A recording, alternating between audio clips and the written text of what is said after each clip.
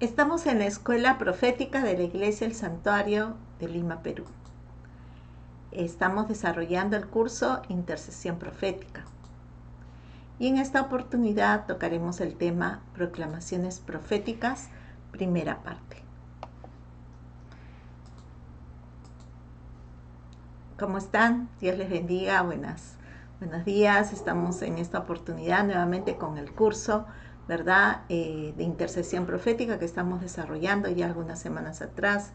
Y realmente es de mucha bendición para nosotros como cuerpo de Cristo, ¿verdad? Y la iglesia del Señor poder estar tocando estos temas que son tan vigentes. La iglesia está llamada a ser una iglesia profética, una iglesia que puede oír y que puede, ¿verdad? Proclamar lo que está en el corazón de Dios para este tiempo. Y hoy más que nunca Dios te necesita y nos necesita como iglesia para poder estar nosotros entrando a esos ríos de Dios, a esa unción de Dios, del Espíritu Santo en cuanto a lo que es las proclamaciones proféticas. Entonces, ¿cómo entender la oración correcta en el momento correcto? Eso va a ser importante porque nuestras proclamaciones las vamos a hacer a través de la oración. Amén. Entonces, a través del estudio de la palabra de Dios, hemos encontrado algunas respuestas, ¿no? Como el tema de cómo ser representantes de Dios en la tierra. Y esto es porque Dios nos ha dado autoridad para hablar por Él, ¿no? Cuando hablamos bajo la dirección del Espíritu Santo, hablamos como su voz aquí en la tierra. Durante tiempos estratégicos, el Señor nos incitará a hacer oraciones que traerán rompimientos. Entonces, ¿qué sucede? Nosotros tomamos autoridad en el nombre del Señor, en el nombre que es sobre todo nombre, que es el nombre en el cielo, en la tierra y debajo de la tierra. Esa autoridad nos la da el Señor, nos embiste, nos reviste de autoridad, ¿verdad? Y nos hace sojuzgar las cosas para nosotros declararlas, confesarlas. Cuando nosotros estamos alineados al Espíritu de Dios, esa voz de Dios que va a salir a través de nosotros va a traer un rompimiento, ¿verdad? En esferas espirituales, puede ser en tu casa, en tu hogar, en la iglesia, en el gobierno. Definitivamente la iglesia está orando en este tiempo. La iglesia está orando en todas las naciones, en todo el globo de la tierra, ¿verdad? ¿Y por qué está orando? Porque cese la mortandad, porque cese la enfermedad, porque cese el virus, pero también para que Dios traiga justicia sobre las naciones y puedan haber gobiernos, ¿verdad? Que estén gobernando con justicia, con equidad al pueblo. Amén. La Biblia frecuentemente habla acerca de la palabra tiempo. Me gusta la forma en que el profeta Dachés describe la palabra, ¿no? Dice, la Biblia habla de tentaciones. Vamos a ver esto en Lucas 4:13 y 8:13, ¿no? Del tiempo oportuno, del kairos de Dios. No hay duda que ocurren tentaciones coincidenciales a personas que están en el lugar incorrecto en el momento equivocado. Pero también hay tentaciones bien planeadas y bien calculadas, ¿no? Vale la pena estar entonces alerta en todo tiempo, tanto para nosotros como para otros. El Espíritu Santo nos ha incitado a orar por individuos, especialmente por nuevos creyentes, con el pensamiento de que es un tiempo, kairos, de tentación para ellos. Esto es lo que tomó lugar, por ejemplo, en Lucas 22, 31 al 32, cuando Jesús intercedió por Pedro, orando para que su fe no faltara, después de que negó a Cristo, ¿verdad? 3 veces. Y esto funcionó, o sea, le hizo un cerco profético. El Señor le dijo, Pedro, Satanás te ha pedido para zarandearte como trigo y me vas a negar, sí, me vas a negar 3 veces antes que cante el gallo. Pero yo he orado para que no falte tu fe. Mire lo importante de hacer una proclamación profética. El Señor sabía que Pedro iba a fallar, el Señor sabía que Pedro iba a ser tentado, ¿verdad? En su fidelidad a Dios, pero el Señor oró. El Señor no se molestó, no lo juzgó, no lo condenó, oró para que su fe no faltara. Y miren cómo después de todo esto que ocurrió, Dios pudo usar a Pedro de una forma tan poderosa para que mucha gente pueda ser salva, 3.000, 5.000 personas, ¿verdad? Fue predicado el Evangelio y a través de la voz de Pedro hubo un rompimiento, hubo un avivamiento tremendo, ¿no? El Señor conocía el destino de Pedro, sabía, ¿verdad?, que Pedro había sido escogido por Dios para una una función especial, para un tiempo especial. Entonces, la palabra ETH en hebreo es la misma palabra que kairos en griego, ¿no? Eclesiastés nos dice que hay un tiempo, un ETH para todo lo que ocurre en la tierra. ETH significa que Dios ha orquestado un tiempo estratégico para que las oraciones hagan rompimiento por el poder del Espíritu Santo. Él alertará a los intercesores a orar durante esos tiempos. Orar correctamente en el momento oportuno es vital. Como cada creyente puede oír la voz de Dios, cada creyente puede orar por el mover del Espíritu Santo. ¿Amén? Entonces, ¿qué cosa te está hablando Dios en este tiempo? ¿De qué cosa te está hablando Dios en este tiempo? Es importante saber qué cosa Dios te está hablando en este tiempo para poder tú decretarlo, para poder confesarlo, para poder creerlo. Es importantísimo. Si tú estás creyendo que Dios se olvidó del mundo y se fue de vacaciones, pues realmente no vas a tomar ninguna autoridad para decretar nada, porque no vas a creer que Dios está contigo allí en el proceso de sacarnos de todo lo que está pasando en este tiempo. Pero si tú tienes una voz de Dios, tú tienes fe en algo que Dios te ha dicho, esa fe tú al creerlo, dice, creí por lo cual hablé. Tú lo vas a hablar, lo vas a confesar en tus oraciones, en tu día a día, se lo vas a hablar a tus hijos, se lo vas a hablar a tu esposo, se lo vas a hablar a tu vecino, se lo vas a hablar al hermano en Cristo, y vas a confesar lo que Dios ha puesto en tu corazón, y eso va a ir trayendo rompimiento, para que la voluntad de Dios pueda establecerse sobre la tierra. Amén. Entonces,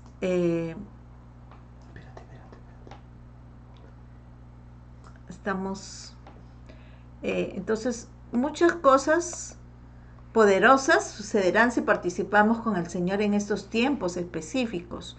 Dios ha puesto a la iglesia en la tierra para que terminemos el trabajo, poniendo a Satanás bajo nuestros pies. Mi esposo siempre dice que cuando el Señor venció en la cruz, venció sobre los tronos y los dominios, ¿verdad? Fueron las potestades mayores. Sin embargo, nos ha dejado a nosotros lo más pequeño, que son los principados, potestades, gobernantes y huestes de maldad. Como decir, los de menor rango, para que la iglesia sea la que termine el trabajo, ¿verdad? Hasta que todos sus enemigos sean puestos por estrado de sus pies. El Señor le dijo a mi Señor, siéntate a mi diestra, hasta que todos tus enemigos sean puestos por estrado de tus pies, ¿no? ¿Y por qué? Porque el Señor le encargó a la iglesia, le dijo, mayores cosas que las que yo he hecho ustedes puedan hacer, porque yo voy al Padre. Entonces estamos encargados, ¿verdad? Como iglesia, de hacer aquellas obras que el Señor hizo. El Señor venció sobre tronos y dominios, a nosotros nos ha encargado algo menor. Y muchas veces la iglesia se siente inoperante, se siente débil, se siente imposibilitada, se siente confundida, quiere que ya el Señor venga y los lleve. Y realmente la iglesia todavía no está preparada, todavía no está ataviada, ni adornada, ni preparada para la venida del Señor. Tenemos que reconocer que hay mucha gente que todavía necesita conocer a Cristo, de tu familia, de mi familia, de nuestro entorno. Todavía no hemos hecho todo lo que tenemos que hacer. Y tenemos que, en este tiempo, ¿verdad? Usar de esas proclamaciones proféticas, porque las tinieblas están cubriendo las naciones, ¿verdad? Pero nosotros tenemos que creer en las promesas de Dios para este tiempo. Entonces, Efesios habla del trabajo y del poder que la iglesia dispone. Amén. ¿Qué es lo que la iglesia tiene? ¿Qué es lo que la iglesia dispone? Amén. Dice en Efesios 3, del 10 al 20, dice, para que la multiforme sabiduría de Dios sea ahora dada a conocer por medio de la iglesia a los principados y potestades en los lugares celestiales. Entonces, ¿qué es lo mejor, lo más valioso, lo más precioso, el tesoro más preciado de la iglesia? Es la sabiduría que viene de Él, ¿no? Y esa sabiduría que viene de Él, si no la hemos tomado hasta ahora, el Señor dice en Santiago, al que le falte sabiduría, pídale a Dios, pero no dude que va a recibir. Entonces, hay mucho pueblo de Dios que ha vivido religiosamente sin pedirle sabiduría del cielo a Dios para poder oír su voz, entender su voluntad, conocer lo que hay en el corazón de Dios. Han vivido solamente pidiendo sus bendiciones, que les rescate de tal o cual maldición que están metidos por causa de ellos o de sus padres, pero no han vivido buscando que Dios les dé sabiduría y revelación de los tiempos, de lo que viene, y todo eso en este momento nos está trayendo una merma muy grande. Pero lo más valioso que pueda tener la iglesia es la sabiduría que viene de Dios, porque nosotros como iglesia vamos a tener la responsabilidad de darle a conocer a aquellos que no saben de lo que Dios tiene preparado para la tierra, ¿verdad? Dice, dar a conocer por medio de la iglesia a los principados y potestades en los lugares celestiales. Entonces, pudiera ser que en este tiempo la iglesia está cerrada, las cuatro paredes, los ladrillos, pero los cielos están abiertos. Entonces, como iglesia, tú eres iglesia, yo soy iglesia, necesitamos darle a conocer a esos poderes demoníacos, esos principados, potestades, gobernantes, darle a saber lo que Dios sabe, la sabiduría de Dios, ¿sí? Porque si nosotros nos alineamos a lo que este mundo dice, a lo que las noticias dicen, estamos perdidos. Si nosotros nos alineamos a tirar la toalla y a pensar que el diablo es más poderoso que Dios, estamos perdidos. Nosotros tenemos que alinearnos con esa sabiduría que viene del cielo, para nosotros declararle a esos que no saben. Ellos no saben que ya han perdido, ellos no saben que esta batalla ya está perdida para ellos. Ellos lo ignoran, ¿verdad? Esa gente perversa, mala y cruel no sabe que ya su tiempo está contado, tiene un límite. No tiene un tiempo de caducidad su sabiduría animal, terrenal y diabólica, pero la sabiduría que viene de Dios es la que tiene que manejar la iglesia. Ahora yo te pregunto, ¿la iglesia está manejando esa sabiduría? ¿La iglesia sabe lo que tiene que hacer? Necesitamos, bueno, si no hay sabiduría, si la iglesia está confundida, si la iglesia está todavía en tinieblas o la iglesia está dormida, tenemos que orar primeramente para que la iglesia despierte, para que la iglesia entre en el entendimiento de Dios y pueda, al entender lo que Dios va a hacer sobre la tierra, dar a conocer. Amén, porque ahí van a empezar a temblar los pecadores y muchos se van a convertir, pero tenemos que dar a saber a los niños, a los adolescentes, a los jóvenes, a los mayores, a todo el mundo, la sabiduría, la sapiencia de Dios. ¿Por qué está permitiendo estas cosas? ¿Por qué están pasando estas cosas? ¿Qué tiempo estamos viviendo? Amén. Dice acá, y aquel que es poderoso para hacer las cosas mucho más abundantemente de lo que pedimos o entendemos, según el poder que actúa en nosotros. Entonces tiene que haber un poder en nosotros. ¿Y cuál es ese poder que actúa en nosotros? Es la fe, es la certeza de lo que esperamos y la convicción de lo que no vemos. ¿Por qué? Porque tomamos de esa sabiduría que viene de Dios. Hemos recibido, se nos ha abierto los cielos y nos hemos deleitado con esa sabiduría de Dios que es más valioso que todos los tesoros de la tierra. Entonces, hermanos, tenemos que enfocarnos en lo que realmente es importante en este tiempo. ¿Tú quieres ser usado como un intercesor que trae rompimiento? No vas a poder ser usado si no entras al corazón de Dios, si no le pides a Dios sabiduría, entendimiento de cuál es su voluntad para saber qué palabra vas a decretar, qué palabra tú vas a confesar. Si tú crees que ya el Señor va a estar viniendo, de pronto vas a estar confesando esa palabra y no la vas a ver cumplida, pero es que eso no es en este tiempo lo que va a pasar. Lo que el Señor tiene preparado es un tiempo de arrepentimiento. Es la palabra de Isaías 59, donde el Señor dice que no se ha cortado su mano para salvar, ni se ha agravado su oído para no ir, sino que son nuestras maldades, nuestras iniquidades las que han hecho una separación entre nosotros y nuestro Dios para que Él no oiga. Entonces Dios está demandando de la iglesia, está demandando de su pueblo primero que se santifique, para que luego pueda entrar a ser un intercesor delante de Él. Dios le pueda hablar, ¿verdad? Podamos ver la salvación de Dios, Él pueda oír lo que nosotros estamos pidiéndole y clamando, porque Él es poderoso para hacer mucho más de lo que nosotros pensamos o creemos que Él puede hacerlo, según ese poder, según esa fe. Nuestra fe va a mover las montañas, nuestra fe va a cambiar naciones, nuestra fe va a mover ejércitos, ¿verdad? Va a destruir a los principados, las potestades. Es nuestra fe, es la fe, ¿verdad?, que el Señor ha tenido primeramente en la fe del Hijo de Dios. que creyó en nosotros, que entregó su vida por nosotros, ¿no? Y que tuvo esa fe de decirnos mayores cosas que las que yo he hecho, ustedes van a poder hacer. Qué tremenda fe, ¿verdad? Nadie se siente capaz de poder hacer mayores cosas que la que Jesús hizo. Pero imagínense, necesitamos en este tiempo ser valientes, ¿sí? Y nosotros creer lo que Dios nos ha dicho, creer que necesitamos, ¿verdad? Hacer cosas grandes, porque grande es lo que está sucediendo, son grandes cosas que están pasando, ¿verdad? No es un juego lo que está pasando en este tiempo.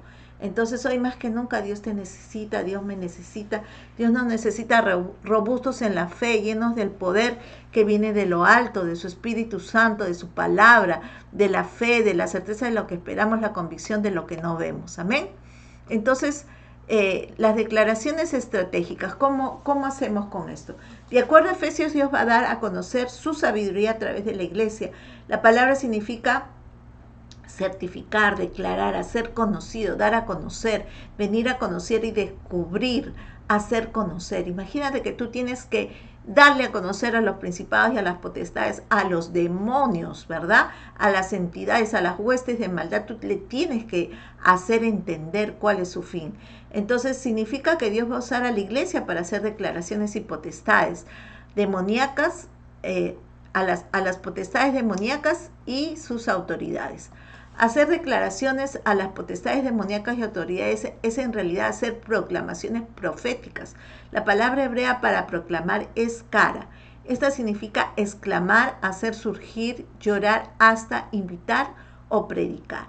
Amén. Entonces la iglesia va a proclamar, ¿verdad? Va a exclamar, va a decir, hasta gemir, hasta llorar. No importa cómo lo va a hacer, pero lo importante es que lo va a decir. Amén. Usualmente es dirigido a un recipiente específico o es proyectado a producir una respuesta específica. Rara vez se refleja a un grito al azar. Amén. Entonces miren esta palabra proclamar, es una palabra certera, es una palabra que va a hacer lo suyo, que va a ser efectiva. Amén.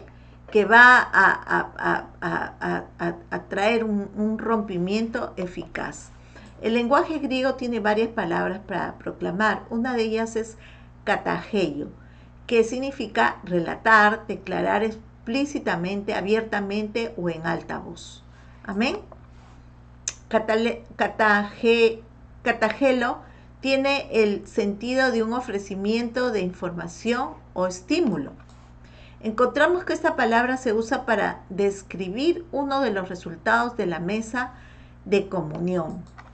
Todas las veces que comieres este pan y bebieras de esta copa, la muerte del Señor anunciáis hasta que Él venga. Amén. Entonces está trayendo, ¿verdad? Aún anunciando, proclamando, declarando algo que es certísimo, ¿verdad? Que es verdadero. O sea, cada vez que nosotros comemos el pan y bebemos la copa del Señor, estamos anunciando que Él murió por nosotros, dio su vida, ¿verdad? Derramó su sangre hasta que el Señor venga. Estamos anunciando esa verdad.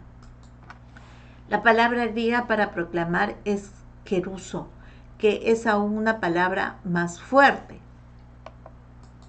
Keruso significa heraldo o ser un mensajero de noticias importantes, ¿no?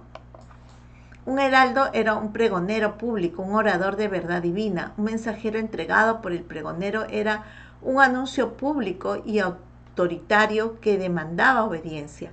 Cuando usted es keruso, usted es como un pregonero haciendo un anuncio público. La autoridad del anuncio demanda que los oyentes cumplan con el decreto, ¿no?